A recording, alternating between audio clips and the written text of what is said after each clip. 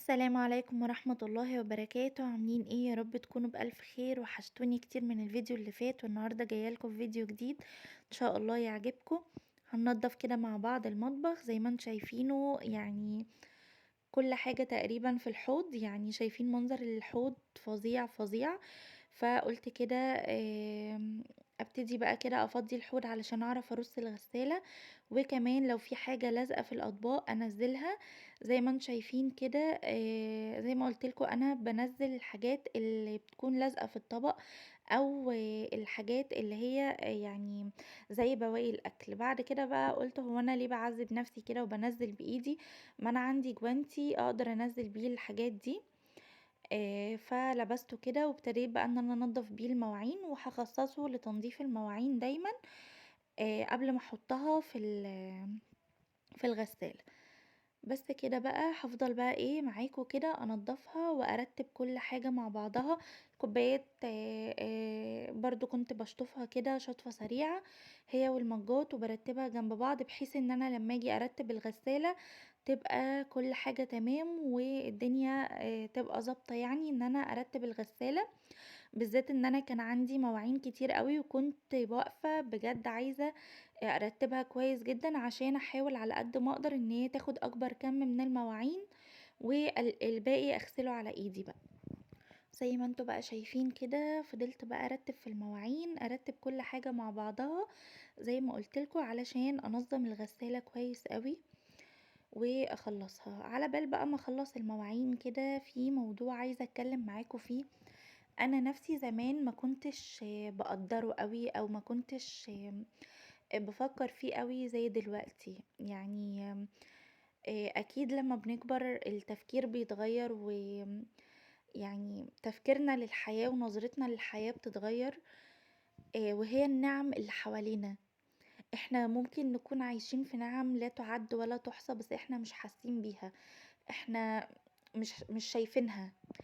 آه، وللأسف احنا من كتر ما احنا ما بناخدش بالنا من النعم اللي ربنا مديها لنا، احنا مش بندرك قيمتها غير لما لا قدر الله حاجة منهم بتضيع. يعني مثلا انا في مرة سمعت فيديو كان بيقول، كانت بنتي يعني بتقول ان هي لما بتيجي تنام بتعد بس النعم اللي حواليها في الأوضة بتاعتها. بتقول انا نايمة على سرير، انا نايمه على سرير عليه مرتبه طريه ومريحاني وانا نايمه، انا لاقيه غطا اتغطى بيه، انا حواليا 4 جدران حاميني من البرد، من الحاجات اللي بنشوفها في الشوارع. جماعه انا حقيقي حقيقي عدد الناس اللي بقيت بشوفها نايمه في الشوارع وعايشه في الشوارع بلا مأوى، آه، بقى مريب، بقى مريب بجد، بقى كتير قوي قوي قوي. انا ممكن اكون معدية من طريق واحد الاقي 3 4 نايمين، واللي نايم من غير غطا، واللي راجل كبير قوي ومسن، واللي طفل صغير جدا. ازاي هو عايش في الشارع؟ يا ترى بيقابل ايه في الشارع؟ يا ترى الناس، بمشي كده افكر يا ترى الناس دي بتسقع، يا ترى الناس دي بتتعرض لايه، يا ترى الناس دي بتلاقي تاكل؟ احنا الحمد لله الحمد لله على كل نعمة ربنا مديها لنا وميزنا بيها عن غيرنا.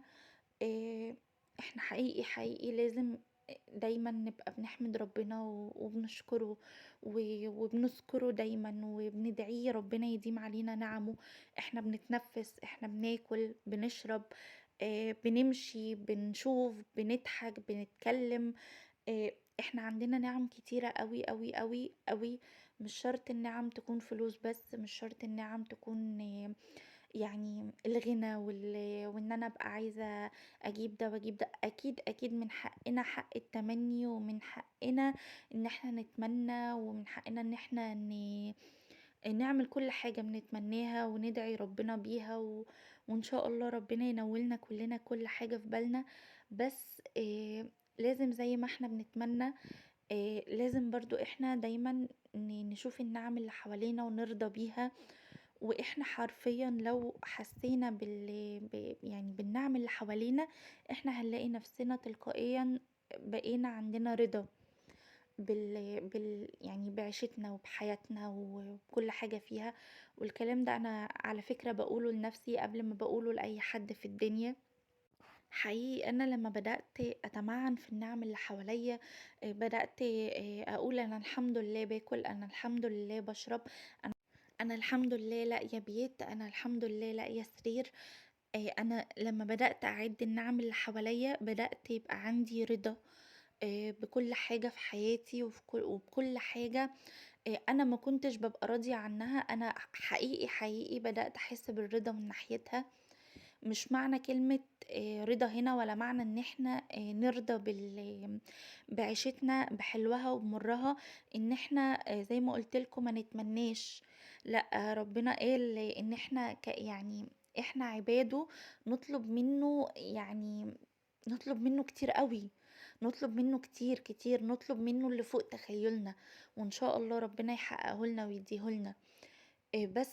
بس بجد، بجد في ناس أنا بقيت باقابل ناس هي مش راضية أصلًا بعيشتها خالص، هي مش عاجبها حاجة، هي دخلها كبير مش مقضّيها، دخلها صغير مش مقضّيها، عيشتها حلوة مش عاجباها، عيشتها وحشة هي برضه مش عاجباها، عندها ولاد مش عاجبهم، ما عندهمش ولاد مش عاجبهم.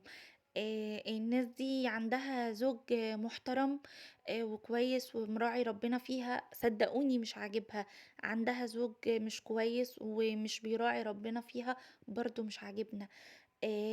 كذلك برضه اللي عنده زوجة بتحافظ عليه، بتربي له ولاده، عايشة على قد اللي معاها، برضه مش عاجباه.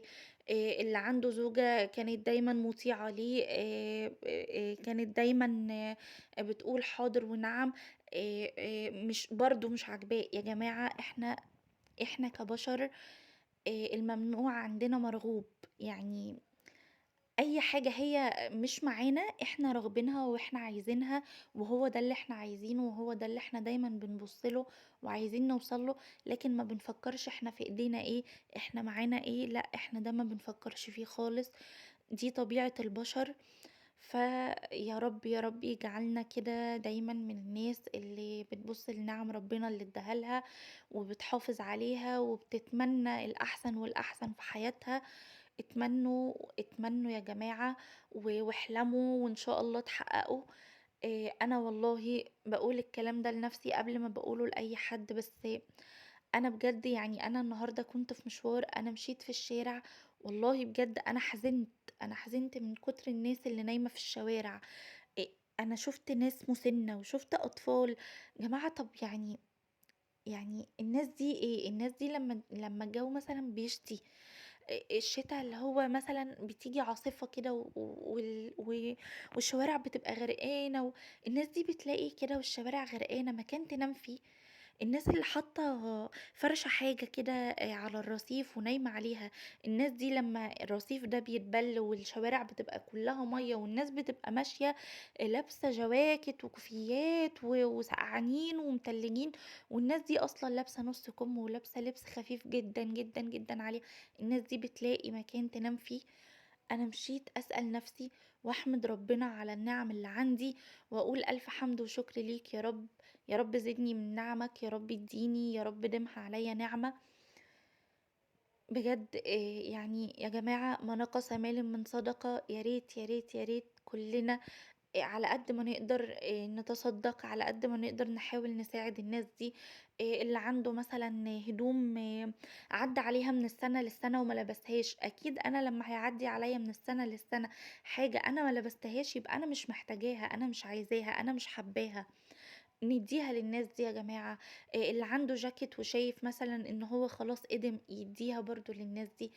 آآ الناس دي حقيقي، حقيقي محتاجة للمساعدة. أنا مش باتكلّم عن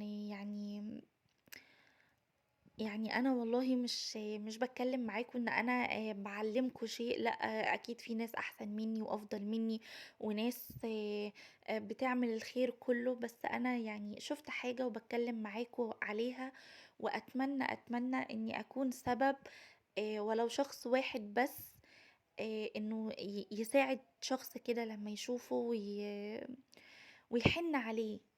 ونحمد ربنا دايمًا تاني وتالت وعاشر ومليون، نحمد ربنا على النِّعَم اللي إحنا فيها، ونقعد كده نتمعّن ونفكّر إحنا إحنا عندنا إيه، وإحنا عايشين في إيه، وإيه النعمة اللي ربنا ادّاها لنا، ونحاول نحافظ عليها، ونحاول نقرّب لربنا، وربنا يجعلني يا رب قبلكم كلّكم من يعني ربنا يقرّبني ليه ويجعلني كده من أحب الناس إليه، ويديني ويراضيني يا رب، ويراضينا كلنا يا رب، يا رب، يا رب، اللهم آمين. حاسة إني طوّلت عليكم في الكلام، بس يعني أنا قُلت أرغي معاكم شوية كده وأتكلم معاكم شوية في حاجة أنا شُفتها وحسيت إن أنا عايزة أتكلم مع حد فيها، فقُلت هو أنا ليه أتكلم مع حد واحد وأنا يعني أقدر أتكلم معاكم فيها وكلنا يعني نسمع وكلنا نفهم وجهة نظر بعض، وبرضه أتمنى إن أنا أسمع وجهة نظركم في حاجة زي دي في الكومنتات ويعني ربنا يا رب كده يجعلنا دايما من الناس اللي بتذكره وبتذكر نعمه ويزيدنا يا رب يا رب اللهم امين. بس كده انا بقى هنا كنت بمسح معاكم البوتاجاز زي ما انتوا شفتوا كده. آه، خلصت معاكم المواعين وحطيتها في غسالة الاطباق. طبعا شفتوا انا حاولت ارتب غسالة الاطباق ازاي وحطيت فيها حاجات قد ايه، حطيت فيها حاجات بالهبل بجد الحمد لله. ما شاء الله يعني ربنا يديمها نعمة. وبعد كده ابتديت بقى إن أنا مسحت الرخامات بتاعتي وبامسح البوتاجاز معاكم وبالمّعه كده. جماعة كنت عايزة أسألكم بقى، أنا العين الكبيرة كنت يعني باعمل حاجة عليها وبعدين اصفرِّت سِنّة، الستانلس من ناحيتها كده اصفر سِنّة. غسلته كلوريكس جل ما طلعش. غسلته بمَيّة وصابون برضه ما طلعش. فلو حد يعني يعرف أنا ممكن أعمل إيه أو أحُط عليه إيه يخلّي الحتّة المصفرة شوية دي كده تروح، يا ريت تقولوا لي. لإن أنا خايفة برضه إن أنا أحُط عليها كلور صريح كده لا قدر الله يكون غلط على الستانلس وكده، مش حابة يعني إن أنا أعمل الحركة دي. بس كده هنا بقى كنت مسحت معاكم البوتاجاز ولمعته وكمان مسحت الحوامل بتاعتي، وناوية إن شاء الله بإذن الله أنضف معاكم الحوامل واغسلها في غسالة الأطباق تاني لحد ما أوصل كده لنتيجة ترضيني فيها. هي نطفت وزي الفل وكل حاجة، بس أنا عايزة أحس إن أنا رجعتها زي يوم ما جبت البوتاجاز. فإن شاء الله كده هبقى أنضفها معاكم مرة تانية.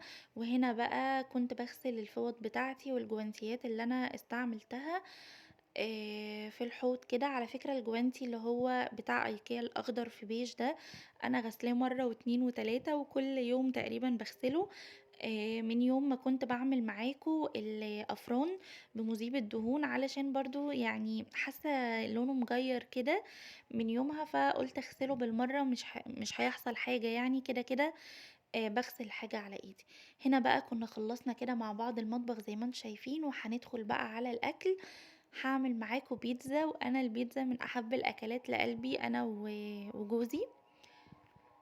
أول ما أزهق وأحتار في الأكل خلاص هو أنا أعمل بيتزا، أنا جُعت جوع نُص الليل أنا أعمل بيتزا.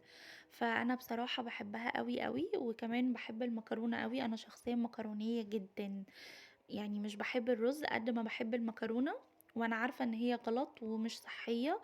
بس أنا باحبها جدًا، باحبها بكل أنواعها جدًا، جدًا.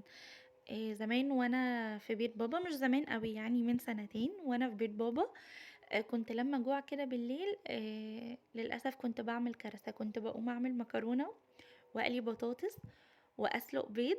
وبجد يعني أنا كنت باعمل كارثة في نفسي والحمد لله يعني حاولت إن أنا أبطّلها بقى وأتغاضى عنها، علشان المكرونة أصلًا مش صحية وبتتخن على الفاضي، وهي يعني النشويات في العموم المفروض إن إحنا نقلل منها ما ناكلش منها كتير.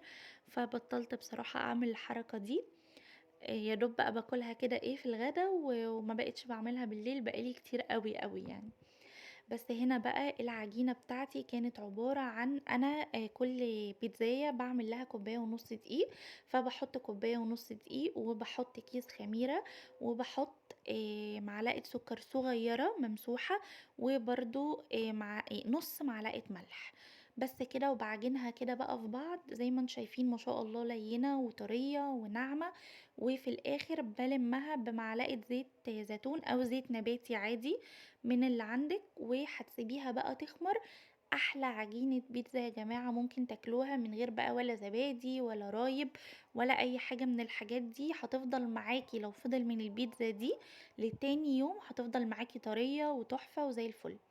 جبت بقى معاكم طاسة كده وحطيت فيها معلقة زيت وهنزل فيها كده بالفراخ. بس انا بسيب الطاسة كده والزيت يسخنوا علشان انا ببقى عايزة الفراخ طرية برضو تحتفظ بالعصارة بتاعتها شوية. بس كده نزلت بقى معاكم هنا بالفراخ كده هشوحها. وانا بحط بهارات بسيطة جدا على اي حاجة بحطها في البيتزا. يعني البيتزا انا ما بحبش اكتر البهارات على الحاجة اللي انا بحطها عليها. انا بحط ملح وبحط فلفل اسود. استنوا الاول نشوح كده الفراخ وهوريكم واحنا بنحطها. ابتدي اقلبها كده واشوحها كده على كل الجوانب. وهنحط بقى البهارات بتاعتنا فلفل اسود بابريكا مدخنة وفص توم صغير قوي، ولو مش عايزينه يا جماعة ما تحطوش هو مش هيفرق، بس انا شخص اصلا بيحب التوم في الاكل فبحب طعمه. فانا معظم الاكل بتاعي هو فيه توم وانا بدخل فيه التوم. بس طبعا بقى بنسب حسب الحاجة اللي انا بعملها يعني، سواء كتير سواء قليل ده حسب الاكلة اللي انا بعملها في الوقت ده. وحطيت ملح وتقريبا حطيت رشة جوز الطيب بصراحة مش فاكرة هنشوف معاكم دلوقتي. بس كده الفراخ هنا بقى كانت اتشوحت وزي الفل. رحت بقى كده اقطع الخضار بتاعي. بقطع بصل وطماطم وفلفل اخضر. بحب اقطع البصل بتاع البيتزا جوليان. انا كنت حاسه ان البصلايه دي صغيره كبيره قصدي. فكنت بقطعها بالنص وبعد كده ابتدي اقطعها كده جوليان علشان تبقى برضو القطعه يعني قطعه البصل ما تبقاش كبيره. وقطعت معاكم هنا قرن فلفل حامي بارد زي ما انت عايزه تقطعيه قطعيه. وقطعت معاكم برضو طماطمتين. ده كان خضار البيتزا بتاعي وكمان لو عندي زيتون اخضر بحط فيها بيديها طعم حلو قوي بيتزا الفراخ بالذات. بتبقى جميلة بصراحة بالزيتون. زي ما انتم شايفين بقى كده الطماطم بقطعها قطع. وهجيب بقى معاكم كده الصينية وهدهنها زيت علشان البيتزا ما تلزقش فيها. هنشوف بقى مع بعض دلوقتي ما شاء الله العجينة خمرت ازاي. وهتشوفوا وانا بفرد العجينة ما شاء الله قد ايه العجينة طرية ولينة في ايدي وبتتفرد بمنتهى السهولة زي ما انتم شايفين ما شاء الله. هي عجينة ما فيهاش اي افتكاسات يا جماعة زي ما قلت لكم مقاديرها. كوباية ونص دقيق المقادير دي للبيتزاية الواحدة. كوباية ونص دقيق. كيس خميرة. وطبعا كيس الخميرة ده ينطبق عاملة عجينة البيتزتين لتلاتة هو كيس الخميرة ما تحطيش اكتر من كيس خميرة. وهنقول تاني كوباية ونص دقيق وكيس خميرة ومعلقة سكر ممسوحة خالص ونص معلقة ملح برضو خفيفة. وبس كده وتعجني بقى بمية دافية. وبس خلاص دي هتبقى احلى عجينة معاكي باذن الله. خدت بقى معلقة صلصة كده من الصلصة المعلبة الجاهزة. ودهنت بيها العجينة الاول خرمت العجينة علشان احس ان العجينة نفسها بتاخد كده من طعم الحشوة اللي انا بحطها عليها. ورشيت زعتر ونزلت بقى بالفراخ بتاعتي. هفردها بقى كده في الصينية على العجينة علشان تبقى البيتزا من كل اتجاه يعني الحشو بتاعها مظبوط. وهبتدي بقى ان انا اوزع كده الخضار بتاعي. والخضار ده يا جماعة الخضار حسب رغبتك عايزة تحطي بصل حطي مش عايزة تحطي بصل ما تحطيش عايزة تحطي فلفل حطي مش عايزة تحطي ما تحطيش. وهكذا الطماطم. اي حاجة انا بحطها انتي تقدري تغيريها على حسب حبك للاكل على حسب حب ولادك للاكل انتي حرة فيها تماما. بس كده وهحط بقى معاكو الطماطم وهرجع احط الفلفل. شايفين ما شاء الله شكلها بقى عامل ازاي من قبل ما نحط بقى الجبنة ولا اي حاجة. شكلها حلو قوي. خلصنا بقى كده الخضار وهنبتدي نحط مع بعض الجبنة الموتزاريلا. استعملي اي نوع جبنة موتزاريلا يعجبك، بس يعني يفضل ان هو يبقى نوع طبيعي. الجبنة الموتزاريلا الطبيعي بتبقى احسن كتير وافيد، كمان بالذات لو عندك اطفال يعني. على فكرة أنا النوع اللي معايا ده مش طبيعي. أنا وقت ما جيت أجيب الموتزاريلا دي ما لقيتش النوع اللي أنا باجيبه. أنا باستعمل موتزاريلا ملكي، بس وقتها ما لقيتش الطبيعي فجبت دي عادي. قضت برضو الغرض وحلوة جدا. بس كده شايفين بقى شكل البيتزا؟ تعالوا بقى نشوفها مع بعض كده بعد ما طلعت من الفرن. ما شاء الله شكلها تحفة وطعمها تحفتين. ده كان الفيديو بتاعي النهاردة. يا رب يكون عجبكم، ويا رب فيديوهاتي تكون خفيفة على قلوبكم. ان شاء الله بإذن الله اشوفكم في فيديو جديد. شجعوني بلايك. باي باي.